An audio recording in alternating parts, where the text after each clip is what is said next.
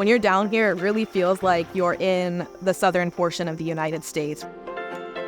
As someone who grew up in northern Illinois, I didn't even know that this existed until I started working at the National Great Rivers Research and Education Center, NGRREC. 10 years ago, the National Great Rivers Research Center got involved in research in the southern portion of Illinois through my wildlife ecology research program. We focused on these unique bald cypress tupelo swamps.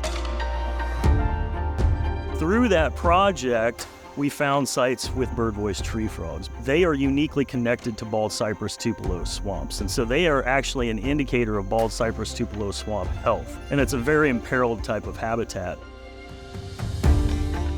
These swamps are internationally important, and the frogs that live in these swamps are state threatened. So the work that we're doing here is really critical to ensuring the protection and the longevity of the species of bird-voiced tree frog as well as these swamps.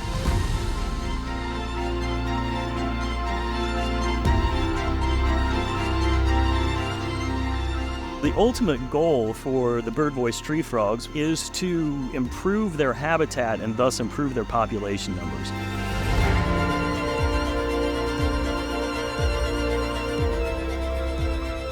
We just want people to know that these species exist, bird-voiced tree frogs exist, these beautiful habitats exist, and they need our help.